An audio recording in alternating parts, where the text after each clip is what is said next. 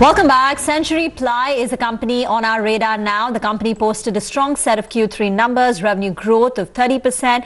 Profits are up 43% on a year-on-year basis. We're now joined by Nikita Bansal, the executive director of the company. Ms. Bansal, morning, and thanks so much for joining in. First, if I could draw your attention to the margins. Your consolidated margins have declined and the pressure is coming in on the laminate side, where the EBIT margins have fallen from 17.5% to sub 12%. Could you tell us the reason for that and the outlook? Do you see a recovery in margins from here?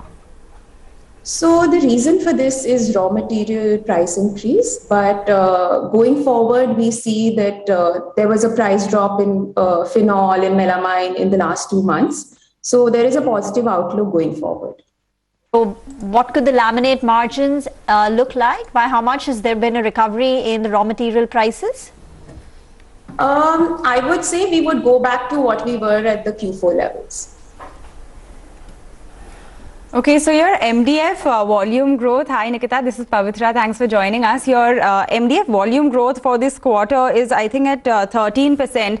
For the last 9 months, it's at around 28%. Can you take us through what a sustainable volume growth on the MDF business should look like?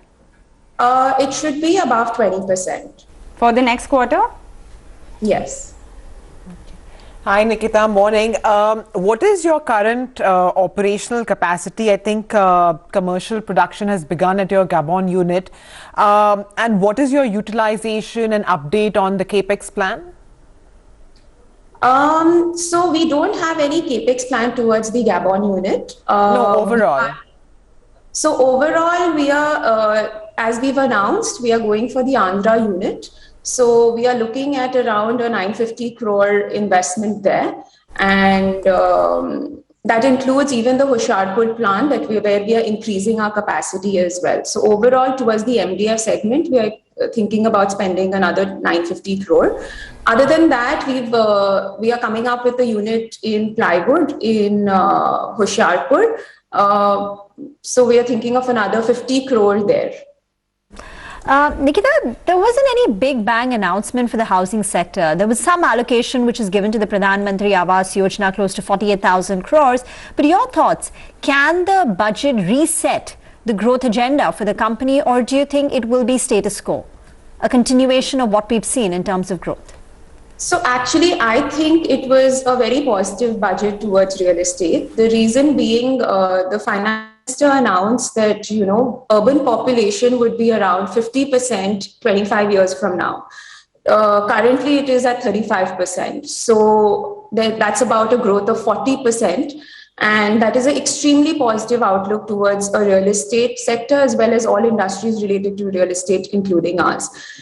Just to give you a reference, the last 25 years, we have grown from 28% approximately to about 35%. So you can see the future is extremely positive towards urbanization, towards real estate. So I think it is a budget which is promising.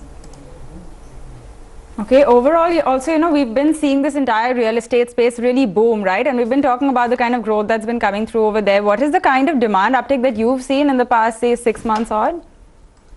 So demand is definitely growing, and even if I talk about this month, January, the first 2 months were a little slow because of Omicron, but the last two weeks we have really seen a speedy recovery, and we feel that even February and March together we would actually do a growth even from our Q3 sales.